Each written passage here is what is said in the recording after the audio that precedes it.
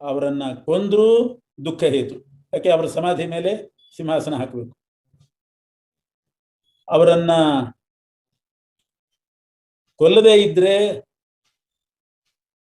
ಭಿಕ್ಷಾಟನೆ ಮಾಡಿಕೊಂಡು ಬದುಕಬಹುದು ಅಂತಂದ್ರೆ ಅದು ಅಸ್ವರ್ಗ್ಯ ಅಂತ ನೀನು ಹೇಳ್ತಿದ್ದಿ. ಸ್ವರ್ಗ ವಿರೋಧಿ, ಅಪಕೀರ್ತಿ ಬರ್ತದೆ ಅಂತ ಹೇಳ್ತಾ ಇದ್ದಿ.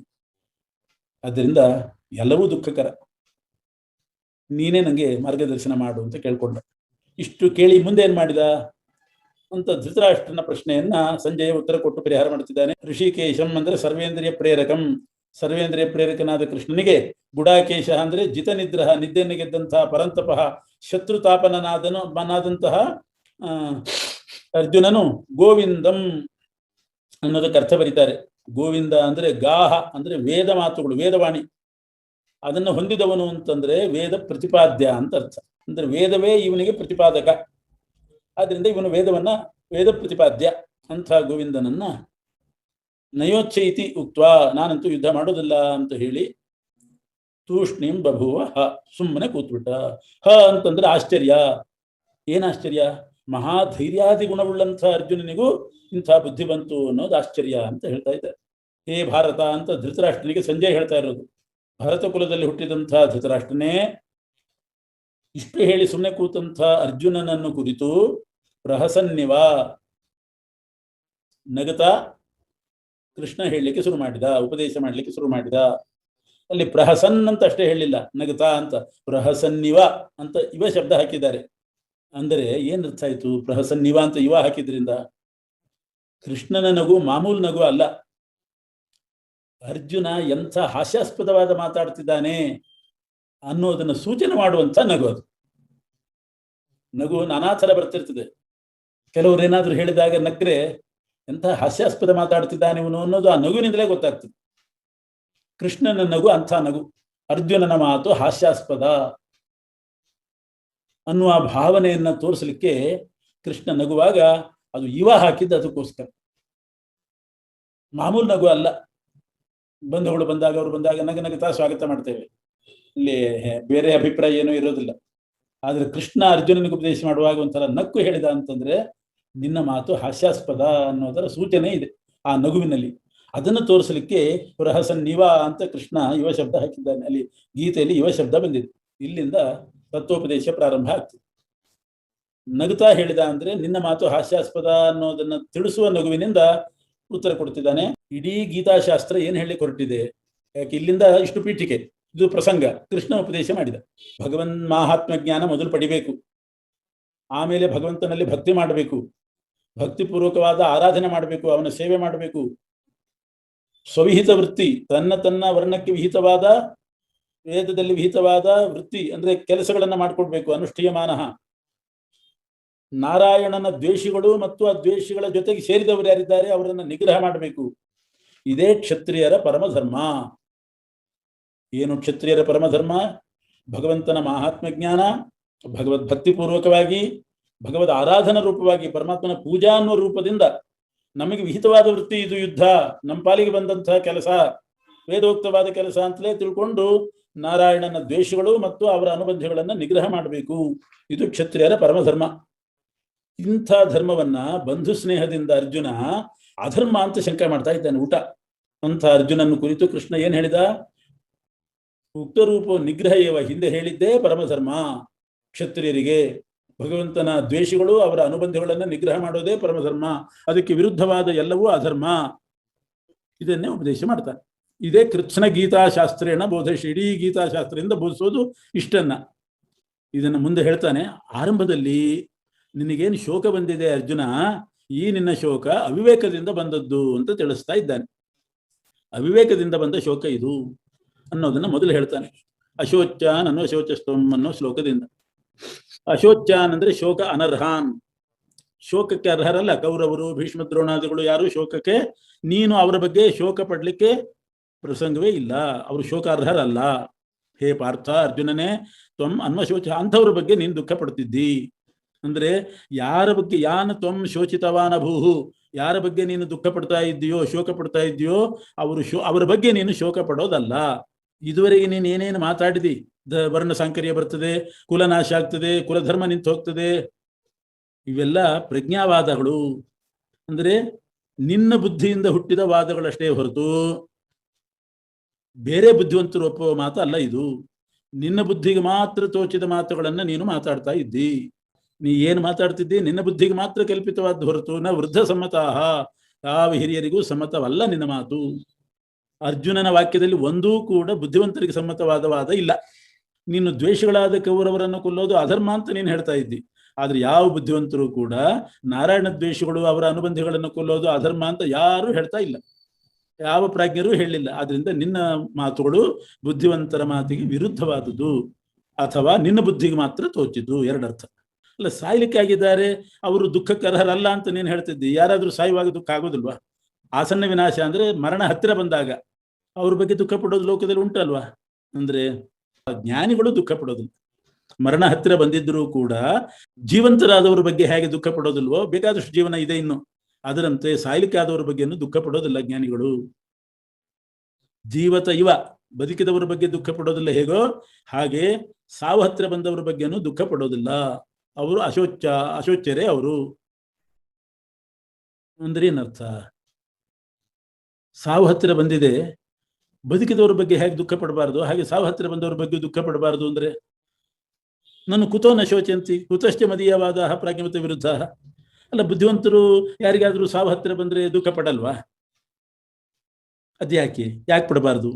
ಮತ್ತು ನನ್ನ ಮಾತು ಪ್ರಾಜ್ಞರಿಗೆ ವಿರುದ್ಧ ಅಂತಂತ ಇದ್ದೀರಿ, ಅವ್ರು ಸತ್ರ ದುಃಖ ಆಗ್ತದೆ ಅಂತ ಅನ್ನೋದು ಪ್ರಾಜ್ಞರಿಗೆ ವಿರುದ್ಧವೇ? ದೃಷ್ಟವೇವಂ ಸ್ವಜನಂ ಕೃಷ್ಣ ಅಂತ ನಾನು ಅದಕ್ಕೆ ಯುಕ್ತಿ ಹೇಳಿದ್ದೀನಿ. ಅವರನ್ನು ಕೊಂದು, ಬಂಧುಗಳನ್ನು ಕೊಂದು ಅವರ ಸಮಾಧಿ ಮೇಲೆ ಸಿಂಹಾಸನ ಹಾಕಿ ಕೂತ್ಕೊಂಡ್ರೆ ದುಃಖ ಅದು ಪಾಪ ಅಲ್ವಾ ಅಂತಂದ್ರೆ, ಅದಕ್ಕೆ ಇಷ್ಟು ಪ್ರಶ್ನೆ ಕೇಳಬೇಕು. ಅರ್ಜುನನ್ನ ಕೇಳ್ತಾ ಇದ್ದಾನೆ ಕೃಷ್ಣ. ಈಗ ಯಾಕೆ ಶೋಕ?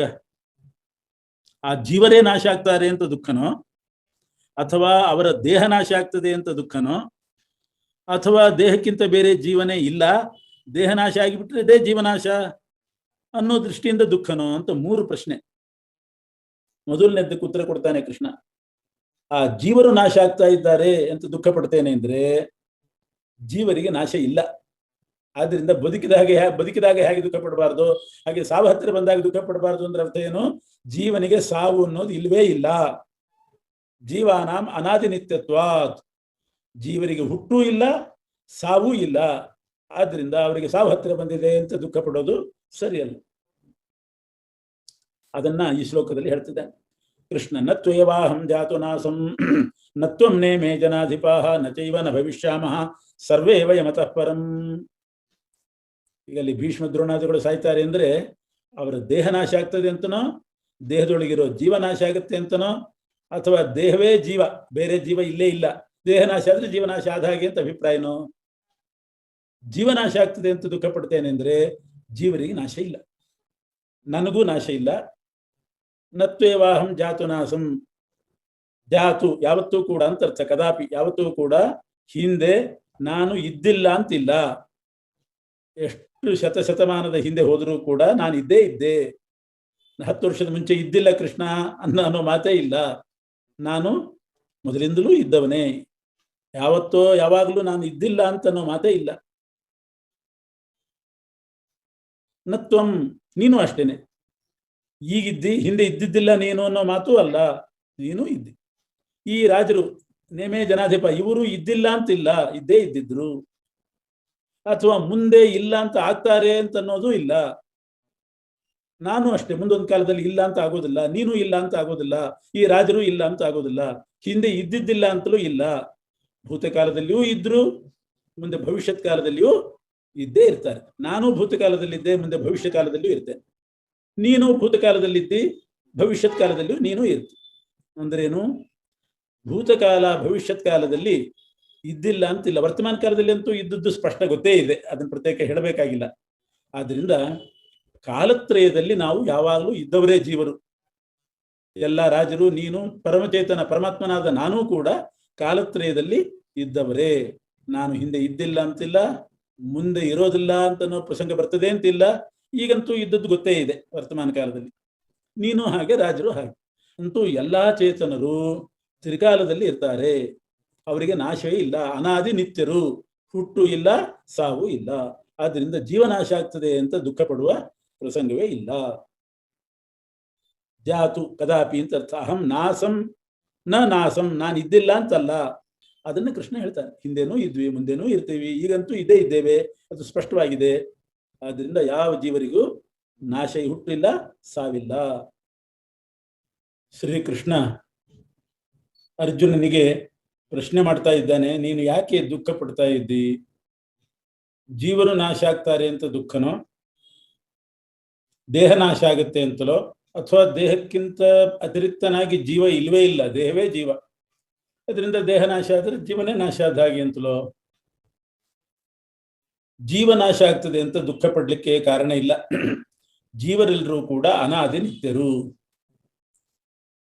ನಾನು ಚೇತನ, ಹಿಂದೆ ಇದ್ದಿಲ್ಲ ಅಂತಿಲ್ಲ, ಮುಂದಿರೋದಿಲ್ಲ ಅಂತಿಲ್ಲ.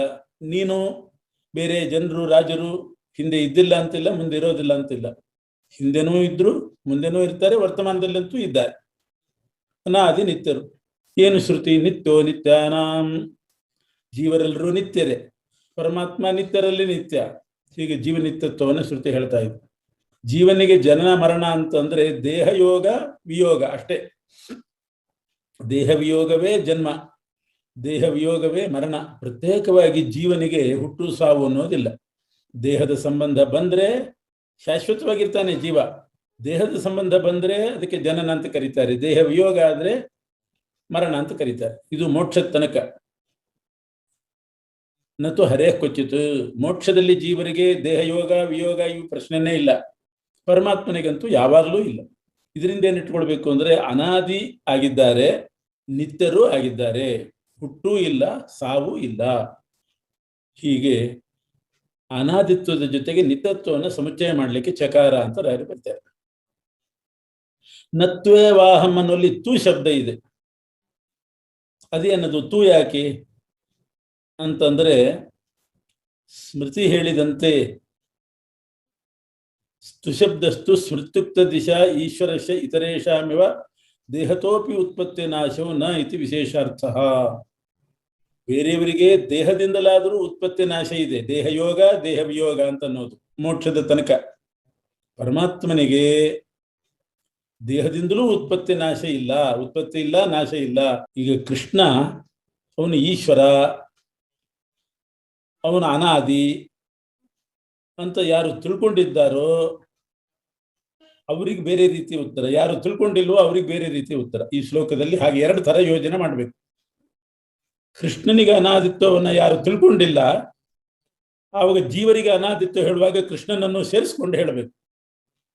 ಅಂದ್ರೆ ನಾನು ಅನಾದಿ, ಅರ್ಜುನ ನೀನು ಅನಾದಿ, ರಾಜರು ಅನಾದಿ, ಈ ರೀತಿ ಮಾಡಬೇಕು. ಕೃಷ್ಣ ಅನಾದಿ ಅಂತ ಯಾರಿಗೆ ಗೊತ್ತಿದೆ ಅವರಿಗೆ ನಾನು ಅನಾದಿ ಅಂತ ಕೃಷ್ಣ ಹೇಳೋ ಅಗತ್ಯ ಇಲ್ಲ. ಆವಾಗ ಯಥಾ ಏವಂ ಅನ್ನೋ ಪದಗಳನ್ನು ಅಧ್ಯಾಹಾರ ಮಾಡಿ, ನಾನು ಹೇಗೆ ಅನಾದಿಯೋ ಅದರಂತೆ ನೀನು ಮತ್ತು ಜೀವರು ಅನಾದಿಗಳು, ನೀನು ಮತ್ತು ಈ ರಾಜರೆಲ್ಲರೂ ಅನಾದಿ. ಹೀಗೆ ಯಥಾ ಏವಂ ಅಂತ ಮಾಡಿ ದೃಷ್ಟಾಂತ ದಾರ್ಷ್ಟಾಂತಿಕ ಭಾವ ಇಟ್ಕೋಬೇಕು. ಕೃಷ್ಣ ಅನಾದಿ ಅಂತ ಗೊತ್ತಿಲ್ಲದಿದ್ದವರಿಗೆ ಕೃಷ್ಣನನ್ನು ಸೇರಿಸಿಬಿಟ್ಟೆ ಹೇಳೋದು. ಕೃಷ್ಣನು ಅನಾದಿ, ನೀನು ಅನಾದಿ, ಜೀವರು ಅನಾದಿ. ಅಂದ್ರೆ ನಾನು ಅನಾದಿ, ನೀನು ಜೀವರೆಲ್ಲರೂ ಅನಾದಿ. ಕೃಷ್ಣ ಅನಾದಿ ಅಂತ ಗೊತ್ತಿದ್ದವರಿಗೆ ನಾನು ಹೇಗೆ ಅನಾದಿಯೋ ಅದರಂತೆ ನೀವು ಅನಾದಿ ನಿತ್ಯರೇ ಅಂತ ಹೇಳೋ ಯೋಜನೆ ಮಾಡಬೇಕು. ಅತ್ರ ಏತೋ ಪ್ರಯೋಗವು ಅಭಿಮತವು. ಆ ಯುಕ್ತಿ ಪ್ರಯೋಗ, ಅನುಮಾನ ಪ್ರಯೋಗ. ಕೃಷ್ಣ ಏನು ಉತ್ತರ ಹೇಳಿದ ಜೀವ ನಿತ್ಯ ಅಂತ, ಅವರಿಗೆ ನಾಶ ಇಲ್ಲ, ದುಃಖ ಪಡಬೇಡ ಅಂತ, ಅದಕ್ಕೆ ಈ ಅನುಮಾನ ಪ್ರಯೋಗಗಳು ಅಭಿಮತವಾಗಿದೆ.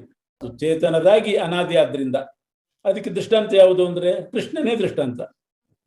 ಅವನಿಗೆ ಸಿದ್ಧ ಆಗಿಬಿಟ್ಟಿದೆ, ಅವನು ಅನಾದಿ ಅನ್ನೋದು ಸಿದ್ಧ ಆಗಿದೆ. ಅವನು ಚೇತನನೂ ಆಗಿದ್ದಾನೆ, ಅನಾದಿಯೂ ಆಗಿದ್ದಾನೆ, ಉತ್ಪತ್ತಿನೂ ಇಲ್ಲ. ಅದರಂತೆ ಅರ್ಜುನ ಮತ್ತು ರಾಜರೆಲ್ಲರೂ ಕೂಡ ಅನಾದಿ ನಿತ್ಯರು, ಅನಾದಿಗಳಾದ್ರಿಂದ ನಿತ್ಯರು, ನಾಶ ಇಲ್ಲದವರು ಅಂತ ಅರ್ಥ ಮಾಡಬೇಕು. ಎಲ್ಲ ಜೀವರು ಕೂಡ ಅನಾದಿ ಮತ್ತು ನಿತ್ಯರು, ಅಂದ್ರೆ ಉತ್ಪತ್ತಿನೂ ಇಲ್ಲ, ನಾಶನೂ ಇಲ್ಲ. ಅವ್ರ ಬಗ್ಗೆ ಯಾಕೆ ದುಃಖ ಪಡಬೇಕು?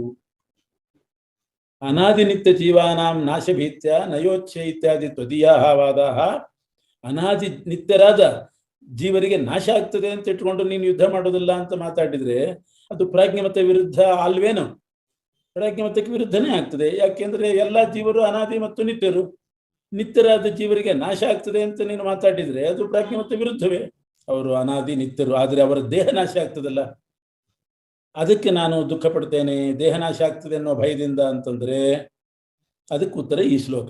ದೇಹಿನಃ ಅಂದ್ರೆ ದೇಹವತಃ ಜೀವಸ್ಯ ಅಂತ ಅರ್ಥ. ದೇಹವುಳ್ಳಂಥ ಜೀವನಿಗೆ, ಅಸ್ಮಿನ್ ಅಂದ್ರೆ ಈಗ ಇರುವಂಥ ಸ್ಥೂಲ ದೇಹದಲ್ಲಿ, ದೇಹವುಳ್ಳ ಜೀವನಿಗೆ ಈಗ ಸ್ಥೂಲ ದೇಹ ಇದೆಯೋ ಇಲ್ಲೋ, ಆ ಸ್ಥೂಲ ದೇಹದಲ್ಲಿ ಕೌಮಾರಂ ಯೌವನಂ ಜರ ಅಂದ್ರೆ ಕೌಮಾರದ ಅನುಸಂಧಾನ, ಕೌಮಾರಾವಸ್ಥೆಯ ಅನುಸಂಧಾನ, ಯೌವನಾವಸ್ಥೆಯ ಅನುಸಂಧಾನ, ಜರಾವಸ್ಥೆಯ ಅನುಸಂಧಾನ ಬರ್ತಾ ಇದೆ. ಅದರಂತೆ ದೇಹಾಂತರ ಪ್ರಾಪ್ತಿ, ಕೌಮಾರಾವಸ್ಥೆ ಹೋಗಿ ಯೌವನಾವಸ್ಥೆ ಬಂದಂತೆ, ಯೌವನಾವಸ್ಥೆ ಹೋಗಿ ಜರಾವಸ್ಥೆ ಬಂದಂತೆ, ಜರಾವಸ್ಥೆ ಹೋಗಿ ದೇಹಾಂತರಾವಸ್ಥೆನೂ ಬರ್ತದೆ.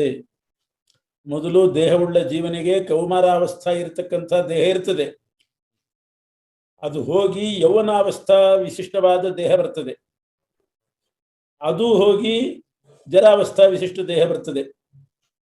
ಅಂತೂ ಕೌಮಾರಾವಸ್ಥಾ ವಿಶಿಷ್ಟ ದೇಹ ಹೋಗಿ ಯೌವನಾವಸ್ಥಾ ವಿಶಿಷ್ಟ ದೇಹ ಬಂದು ಅದು ಹೋದಾಗ ಅವನು ದುಃಖ ಪಡ್ತಾನೋ? ಇಲ್ಲ, ಅದಂತೂ ಪ್ರಸಿದ್ಧ. ಯಾಕೆ ದುಃಖ ಪಡೋದಿಲ್ಲ ಅಂತ ಕೇಳಿದರೆ, ಈಗ ಕೌಮಾರ ವಿಶಿಷ್ಟವಾದ ಕೌಮಾರಾವಸ್ಥಾ ಇರತಕ್ಕಂಥ ದೇಹ ಹೋದ್ರು ಯೌವನಾವಸ್ಥಾ ಇರೋ ಇನ್ನೊಂದು ದೇಹ ಬರ್ತದೆ. ಸಮಾನ ಲಾಭೇನ ಹಾನಿರ್ಹಿ ಸಮಾಧೀಯತೆ, ಸಮಾನ ಲಾಭ. ಒಂದು ಹೋಗಿ ಅದಕ್ಕೆ ಸಮಾನವಾದ ಇನ್ನೊಂದು ಸಿಕ್ಕಾಗ ಅದು ಹಾನಿ ಅಂತ ಅನಿಸೋದಿಲ್ಲ. ಇತಿ ಚೇತ್ ಅಂತೂ ಕೌಮಾರಾವಸ್ಥೆ ಹೋದಾಗ ಯೌವನಾವಸ್ಥೆ ಬರ್ತದೆ, ಸಮಾನ ಲಾಭ ಆಯಿತು. ಆದರೆ ಮರಣ ಆದಾಗಲೂ ಕೂಡ ಶೋಕೋ ನಕಾರ್ಯ, ಆವಾಗಲೂ ದುಃಖ ಪಡಬಾರದು. ಯಾಕೆಂದ್ರೆ ದೇಹಾಂತರ ಲಾಭ ಹಾಗೆ ಆಗ್ತದೆ. ಯೌವನಾವಸ್ಥಾ ಇರತಕ್ಕಂಥ ದೇಹ ಹೋಗಿ ಜೀರ್ಣಾವಸ್ಥಾ ಇರತಕ್ಕಂಥ, ಜರಾವಸ್ಥಾ ಇರತಕ್ಕಂಥ ದೇಹ ಬಂದಾಗಲೇನೆ ಅಂತೂ ಒಂದು ಪ್ರತಿನಿಧಿ ಬಂತು ಅಂತ ಸಮಾಧಾನ ಮಾಡಿಕೊಳ್ಳೋದಾದ್ರೆ, ಆವಾಗ ಸತ್ರೂ ಕೂಡ ಜೀರ್ಣದೇಹನೇ ಹೋಗಿ ಸಮೀಚೀನವಾದ ದೇಹಾಂತರ ಬಂತು ಅಂತ ಯಾಕೆ ಯೋಚನೆ ಮಾಡಬಾರ್ದು? ಆದ್ರಿಂದ ಮರಣಕಾಲದಲ್ಲಿಯೂ ಕೂಡ ದುಃಖ ಪಡಬಾರದು. ಯೌವನಾವಸ್ಥೆ ಇರುವ ದೇಹ ಹೋಗಿ ಜೀರ್ಣಾವಸ್ಥಾ ದೇಹ ಬಂದ್ರೇನೆ ದುಃಖ ಪಡೋದಿಲ್ಲ, ಸತ್ರು ಅಂತ ಅಳೋದಿಲ್ಲ, ಸತ್ತ ಹಾಗೆ ಅಳೋದಿಲ್ಲ. ಆವಾಗ ಈಗ ಜರಾವಸ್ಥಾ ಇರತಕ್ಕಂಥ ದೇಹ ಹೋಗಿ ಇನ್ನೊಂದು ಹೊಸ ದೇಹನೇ ಬಂದಾಗ ಸುತರಾಮ್ ಅಳಬಾರದು. ಯಾಕೆ? ಇನ್ನೂ ಸಮೀಚೀನವಾದ ದೇಹಾಂತರವೇ ಬಂತು. ಅಸಹ ಧೀರ ಬುದ್ಧಿಮಾನ್, ಅದರಿಂದ ಧೀರ ಅಂದ್ರೆ ಬುದ್ಧಿವಂತನಾದವನು, ತತ್ರ ದೇಹನಾಶ ವಿಷಯದಲ್ಲಿ ನಮುಷ್ಯತಿ, ಮೋಹಕ್ಕೊಳಗಾಗೋದಿಲ್ಲ. ದೇಹನಾಶ ಆದರೂ ಕೂಡ ಹೊಸ ದೇಹ ಬರ್ತದೆ ಅಂತ ಸಂತೋಷನೇ ಪಡ್ತಾನೆ. ಮೋಹಂ ನ ಪ್ರಾಪ್ನೋತಿ ಅಂದ್ರೆ ಇವರ ದೇಹ ನಾಶ ಆಯಿತು ಅಂತ ಶೋಕ ಪಡೋದಿಲ್ಲ ಅಂತ ಅರ್ಥ ಅಲ್ಲ. ಅಲ್ಲಿ ಅವಸ್ಥೆ ಮಾತ್ರ ಬದಲಾಗೋದು, ದೇಹ ಒಂದೇ. ಕೌಮಾರ ಅವಸ್ಥೆ ಹೋಗ್ತದೆ, ಕೌಮಾರಾವಸ್ಥೆ ಇರೋ ದೇಹ ಹೋಗೋದಿಲ್ಲ. ದೇಹ ಅದೇ, ಅವಸ್ಥೆ ಮಾತ್ರ ಹೋಗ್ತದೆ. ಯೌವನ ಬಂದಾಗ ಕೌಮಾರಾವಸ್ಥೆ ಹೋಯಿತು, ವೃದ್ಧಾಪ್ಯ ಬಂದಾಗ ಯೌವನಾವಸ್ಥೆ ಹೋಯಿತು, ಆದರೆ ದೇಹ ಅದೇ. ಇಲ್ಲಿ ಅವಸ್ಥೆನೂ ಹೋಯ್ತು, ಅವಸ್ಥಾವುಳ್ಳ ದೇಹನೂ ಹೋಯ್ತಲ್ಲ ಯುದ್ಧ ಮಾಡಿದರೆ ಅಂತಂದ್ರೆ.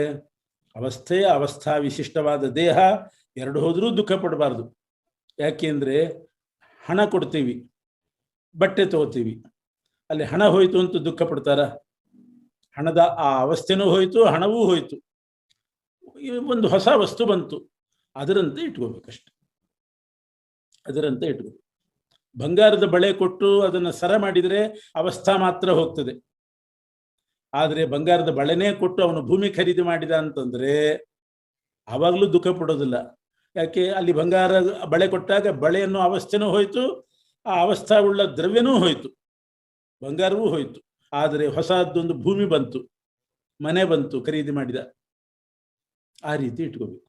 ಅದರಿಂದ ಅವಸ್ಥೆ ಮಾತ್ರ ಹೋಯ್ತು ದುಃಖ ಪಡೋದಿಲ್ಲ ಅಂತ ಪ್ರಶ್ನೆ ಮಾಡಬಾರ್ದು. ಅವಸ್ಥೆ ಉಳ್ಳ ದೇಹ ಎರಡು ಹೋದರೂ ದುಃಖ ಆಗದೆ ಇರೋದು ಖಂಡಿತ. ಜೀವನಿಗೆ ಮಾತ್ರ ಈ ಅವಸ್ಥಾದಿಗಳು, ಕೌಮಾರಾವಸ್ಥಾನುಸಂಧಾನ, ಯೌವನಾವಸ್ಥಾನುಸಂಧಾನ, ಇದೆಲ್ಲ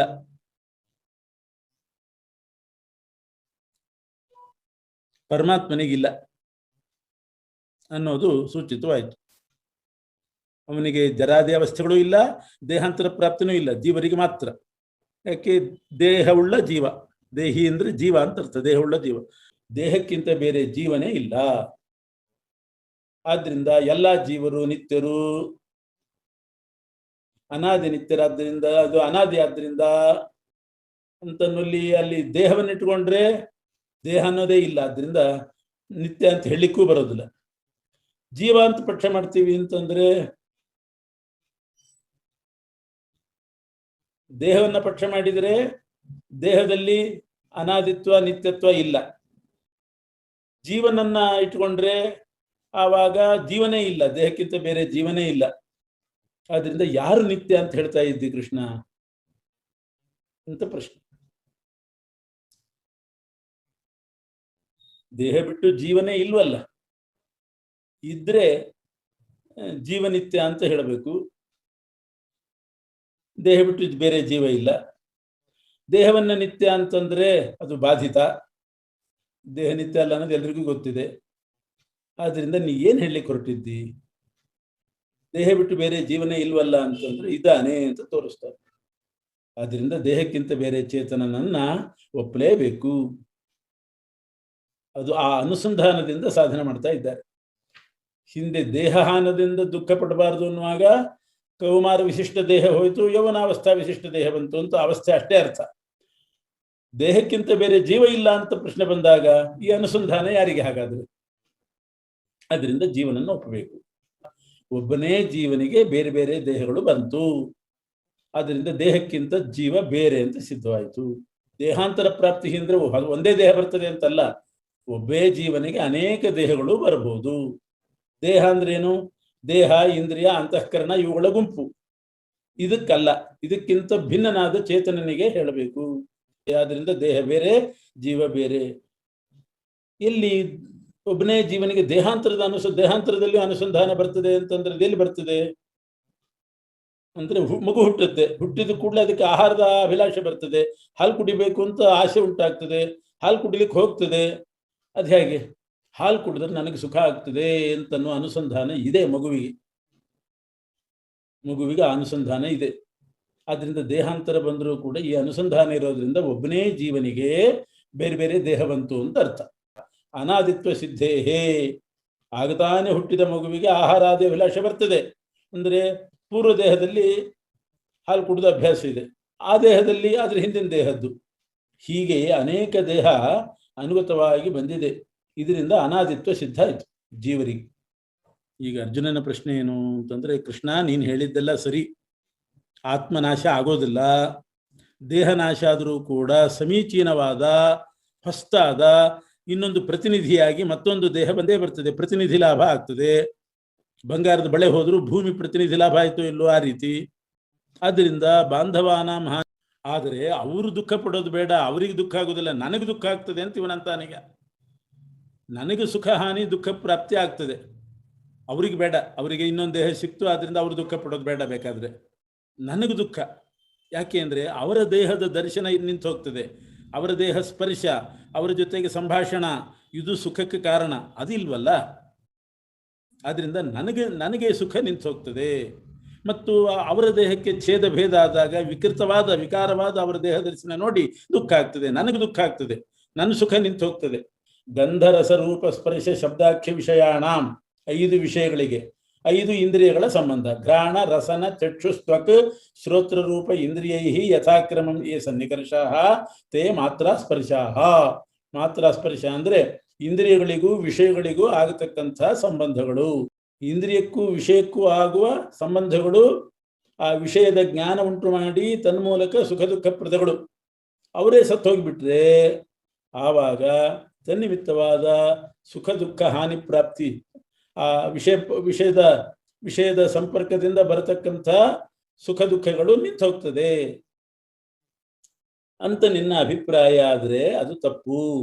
ಅಂದ್ರೆ ಭೀಷ್ಮದ್ರೋಣಾದಿಗಳ ಸಂಪರ್ಕ, ನಿನ್ನ ಇಂದ್ರಿಯಕ್ಕೆ ಭೀಷ್ಮದ್ರೋಣಾದಿಗಳ ಸಂಪರ್ಕ, ನಿನ್ನ ಕಣ್ಣಿನಿಂದ ಅವರನ್ನು ನೋಡ್ತಿ, ಅವರ ಮಾತು ಕೇಳ್ತಿ, ಭೀಷ್ಮದ್ರೋಣಾದಿಗಳ ಸಂಪರ್ಕ, ಸ್ಪರ್ಶ ಅಂದ್ರೆ ಸಂಬಂಧ, ಅದು ಮಾತ್ರ ಆ ವಿಷಯದ ಅಂದ್ರೆ ಭೀಷ್ಮಾದಿಗಳ ಜ್ಞಾನವನ್ನ ತಂದುಕೊಟ್ಟು ಸುಖ ದುಃಖ ಪ್ರದ ಅಂತ ಭಾವಿಸಿದ್ದೇನು?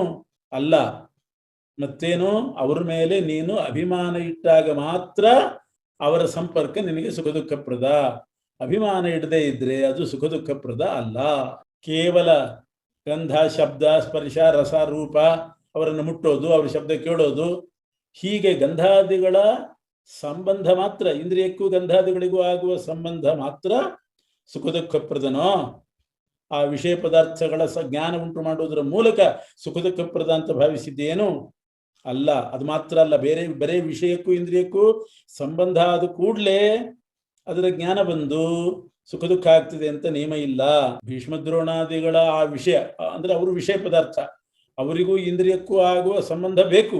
ಅದು ಕೇವಲ ಆ ಸಂಬಂಧದಿಂದ ಸುಖ ದುಃಖ ಆಗೋದಿಲ್ಲ. ಮತ್ತೇನು, ಅದ್ರ ಜೊತೆಗೆ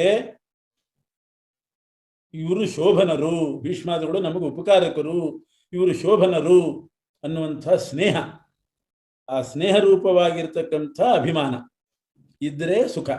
ದುರ್ಯೋಧನಾದಿಗಳು ಶತ್ರುಗಳು ಅನ್ನುವಂಥ ದ್ವೇಷ ರೂಪವಾದ ಅಭಿಮಾನ ಸಹಿತವಾದಾಗ ಅವರನ್ನು ನೋಡಿದ ಕೂಡಲೇ ದುಃಖ ಆಗ್ತದೆ. ಅಥವಾ ದೇಹೇಂದ್ರಿಯ ಅಂತಃಕರಣಗಳೆಲ್ಲ ನನ್ನದು ನನ್ನದು ಅಂತನ್ನುವಂಥ ಮಮತಾತಿಶಯ, ಈ ಅವಿವೇಕ, ಅದು ಅಭಿಮಾನನೇ. ನನ್ನದು ಅನ್ನುವಂಥ ಮಮತಾತಿಶಯ ರೂಪ ಹೇತುಕವಾದ ಮಮತಾ ಅತಿಶಯದಿಂದ ಬರತಕ್ಕಂಥ ಅವಿವೇಕ ರೂಪವಾದ ಅಭಿಮಾನ ಇದ್ರೆ ಸುಖ ದುಃಖ ಆಗ್ತದೆ. ಈಗ ಒಂದು ವಸ್ತು ಹೋಯ್ತು, ಯಾಕೆ?